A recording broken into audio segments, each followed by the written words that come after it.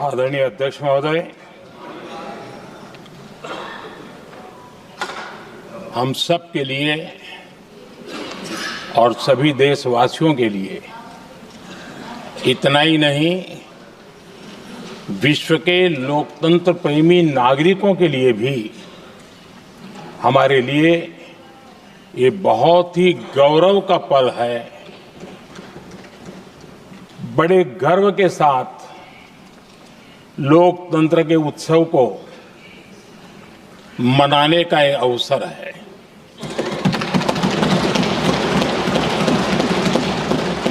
संविधान के 75 वर्ष की यात्रा, यादगार यात्रा और विश्व के सबसे महान और विशाल लोकतंत्र की यात्रा, इसके मूल में हमारे संविधान निर्माताओं की दीर्घदृष्टि, हमारे संविधान निर्माताओं का योगदान और जिसको लेकर के आज हम आगे बढ़ रहे हैं, ये 75 वर्ष पूर्ण होने पर एक उत्सव मनाने का पल है।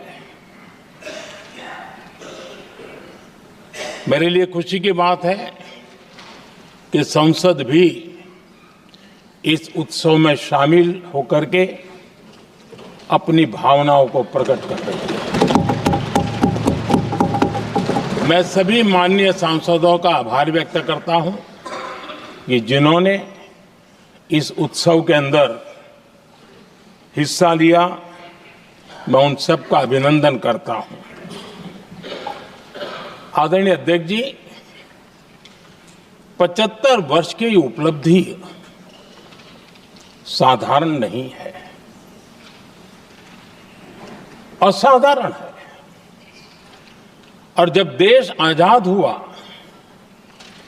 और उस समय भारत के लिए जो जो संभावनाएं व्यक्त की गई थी, उन सभी संभावनाओं को निरस्त करते हुए, परास्त करते हुए भारत का संविधान हमें यहां तक ले आया है। और इसलिए इस महान उपलब्धि के लिए संविधान निर्माताओं के साथ साथ मैं देश के कोटि कोटि नागरिकों का आदरपूर्वक नमन करता हूं, जिन्होंने इस भावना को,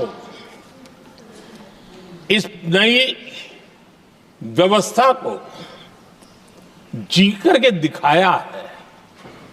संविधान निर्माताओं की जो भावनाएं थी, उसको जीने में पिछले 75 साल भारत का नागरिक हर कसौटी पर खरा उतरा है। और इसलिए भारत का नागरिक सर्वाधिक अभिनंदन का अधिकारी है। आदरणीय सभापति जी, संविधान निर्माता इस बात में बहुत सजग थे। वो ये नहीं मानते थे कि भारत का जन्म 1947 में हुआ है।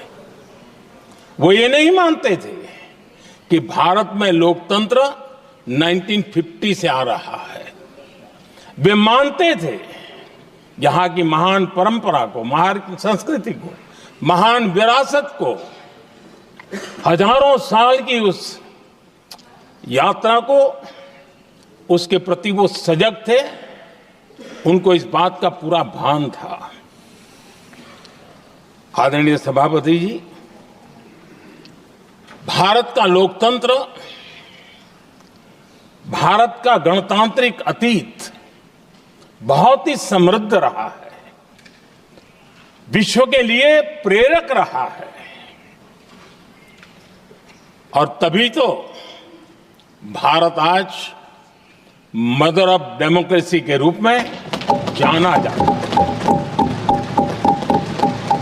हम सिर्फ विशाल लोकतंत्र है इतना नहीं, हम लोकतंत्र की जननी है। आदरणीय सभापति जी, मैं जब ये कह रहा हूं तो मैं 3 महापुरुषों के कोट इस सदन के सामने प्रस्तुत करना चाहता हूं।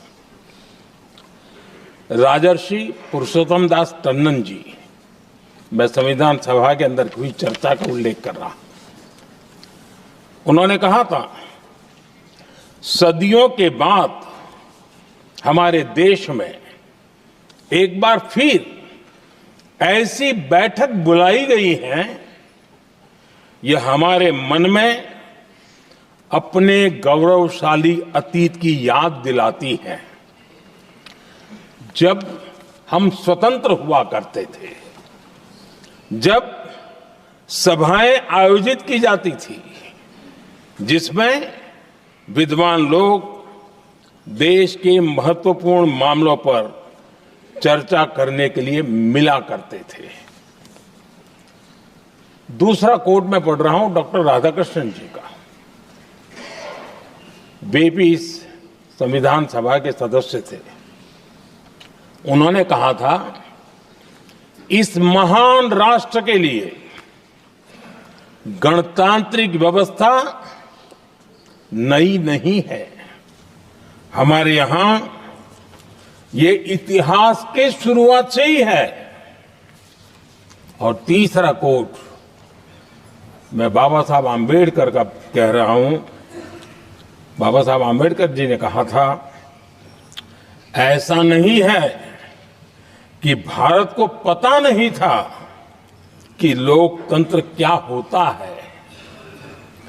एक समय था जब भारत में कई गणतंत्र हुआ करते थे।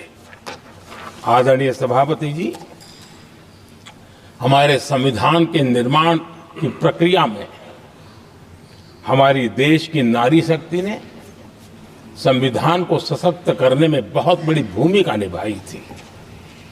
संविधान सभा में 15 माननीय महिला सदस्य थी और सक्रिय सदस्य थी। मौलिक चिंतन के आधार पर उन्होंने संविधान सभा की डिबेट को समृद्ध किया था। और वे सभी बहनें अलग अलग बैकग्राउंड थी, अलग अलग क्षेत्र की थी। और संविधान में उन्होंने जो जो सुझाव दिए, उन सुझावों का संविधान के निर्माण पर बहुत बड़ा प्रभाव रहा था। और हमारे लिए गर्व की बात है कि दुनिया के कई देश आजाद भी हुए, संविधान भी बने, लोकतंत्र भी चला, लेकिन महिलाओं को अधिकार देने में दशकों बीत गए थे। लेकिन हमारे यहां शुरुआत से ही महिलाओं को वोट का अधिकार संविधान में दिया गया। आदरणीय सभापति जी, जब G20 समिट हुई, उसी भावना को आगे बढ़ाते हुए, क्योंकि संविधान की भावना को लेकर के हम सब जीने वाले लोग हैं, हमने G20 की अध्यक्षता के दरमियान विश्व के सामने विमेन लेड डेवलपमेंट का विचार रखा। और विश्व के अंदर विमेन डेवलपमेंट से अब आगे जाने की जरूरत है।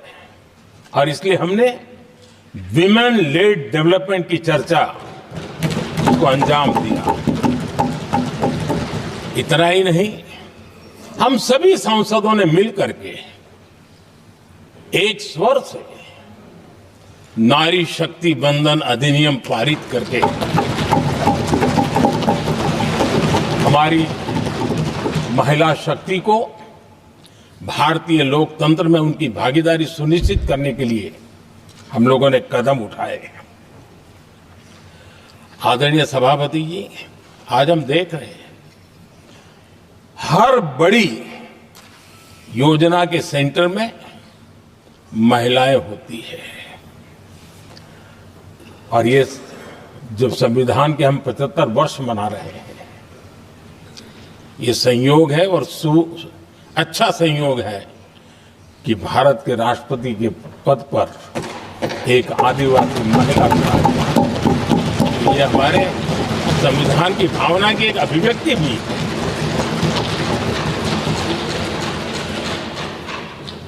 आदरणीय सभापति जी, इस सदन में भी लगातार हमारे महिला सांसदों की संख्या बढ़ रही है, उनका योगदान भी बढ़ रहा है।